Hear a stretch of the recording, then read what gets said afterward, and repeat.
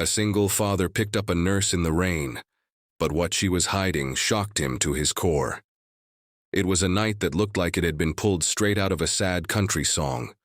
Rain pounding the windshield, wipers moving like they were fighting for their lives, and a man named Daniel driving home with exhaustion in his eyes and hope in his heart.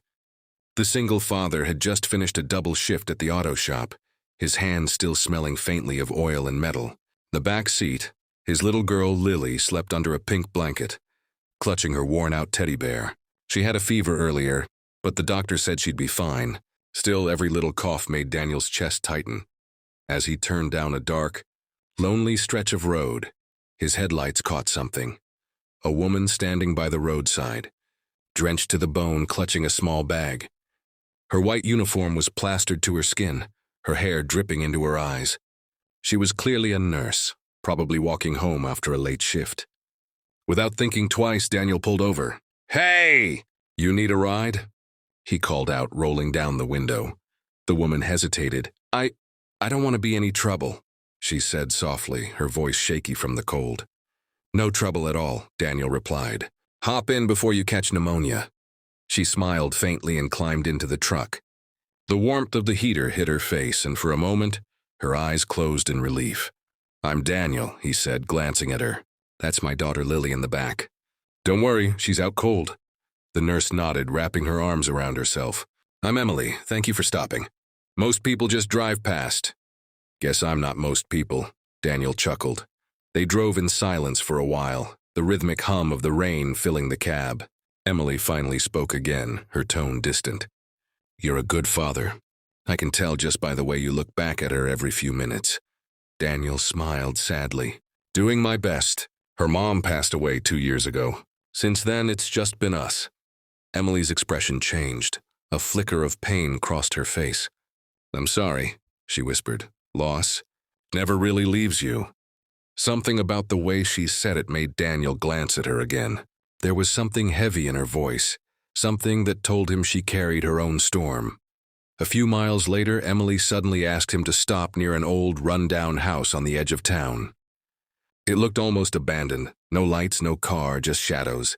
"You sure this is your stop?" Daniel asked, worried. "Yes," she said quickly. "Thank you for the ride." He hesitated. "You don't have to stay somewhere like this.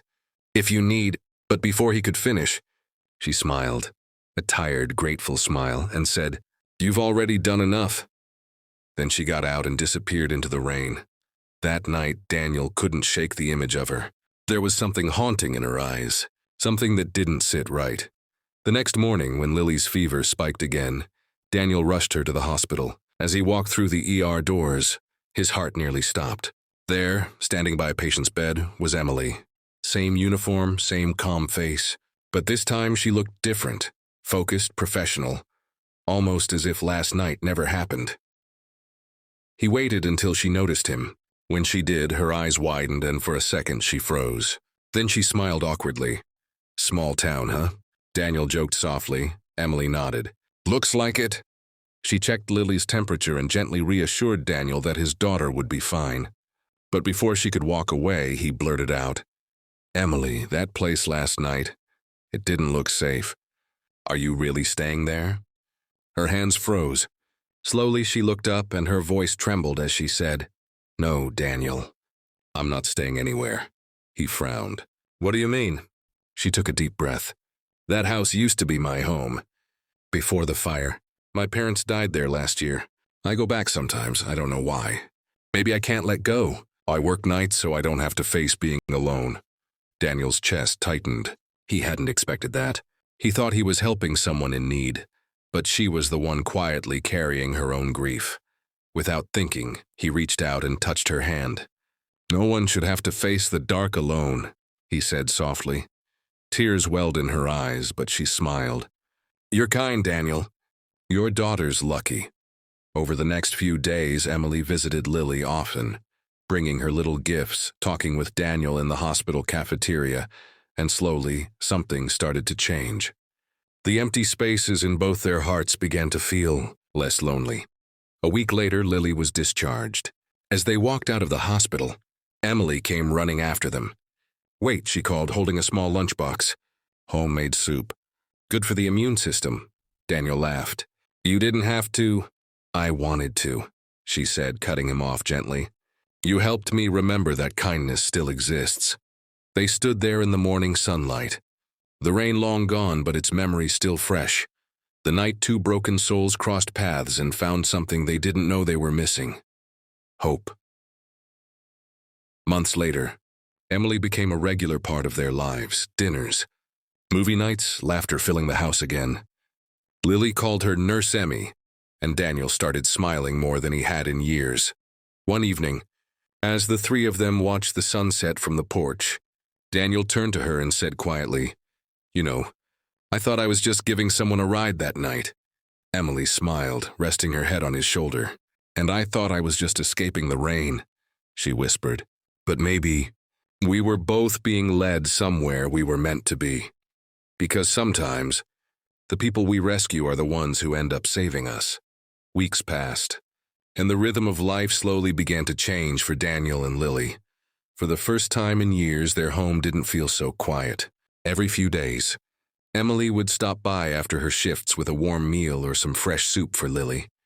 She said it was just checking up on a patient, but Daniel could see the truth written all over her face. She cared. Not just about Lily, but about both of them. One evening, while rain tapped gently on the window again, Emily showed up with 2 paper bags. "I brought dinner," she said cheerfully. "Chicken pot pie and brownies. Nurse-approved comfort food." Lily's face lit up. "Yay, Emmy's here," she squealed, running to hug her. Daniel smiled, shaking his head. "You're spoiling her," Emily shrugged. "Maybe she deserves it. Maybe you both do." They sat together at the dinner table, the candlelight flickering between them. For a few hours, it felt like the kind of family dinner Daniel had only dreamed about since his wife passed. The laughter came naturally. The silences didn't hurt anymore. After Lily went to bed, Emily stood by the sink washing dishes beside Daniel. She glanced at him and said softly, "You know, it's been a long time since I felt like I belonged somewhere." Daniel looked at her for a moment before replying, "You're welcome here any time, Emily. I mean that." Her eyes shimmered, and for the first time she didn't look away. "Thank you, Daniel." That night when she left, Daniel watched her walk out into the rain again. But this time she didn't seem lost. She seemed like someone finding her way home. Days turned into months.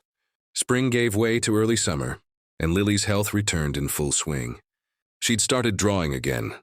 Pictures of her dad, her teddy bear, and Emily. One morning, Daniel found a new drawing on the fridge. A family of 3 holding hands under a bright sun. In a child's handwriting, it read, "Me, Daddy, and Nurse Emmy." Daniel smiled, his chest tightening with emotion. He'd promised himself he wouldn't fall for anyone again. Love had hurt too much the first time. But with Emily, it didn't feel like love was returning. It felt like he was returning to life. But one evening, everything changed. Emily didn't show up for her usual visit. No calls, no messages. Daniel waited, then waited some more. The next day, he drove to the hospital, worried. When he asked for her at the reception, the nurse on duty frowned. "Emily? Emily Carter. She's on administrative leave." Daniel's heart skipped. Administrative leave, why? The nurse looked uneasy. There was an investigation. Something about her not being fully cleared to work here. She didn't finish renewing her nursing license. But honestly, she's one of the best nurses we had. It's complicated. Daniel's world tilted slightly. He left the hospital, confusion burning in his mind. Why hadn't she told him? That night, as thunder rolled through the sky again, there was a knock on his door. When he opened it, there she was, standing in the rain, soaked like the first night they met. "Emily?" he breathed. "Where have you been?" She looked down, her eyes red from crying. "I was suspended," she whispered. "Someone reported me for using my old license. I wasn't trying to deceive anyone, Daniel. I couldn't stop helping people. Nursing is all I have left." He stepped closer. "Why didn't you tell me?"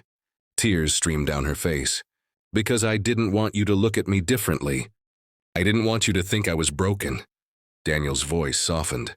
"Emily, we're all a little broken. But you're the reason my daughter laughs again. The reason our home feels alive. That doesn't sound broken to me." She covered her mouth, sobbing quietly.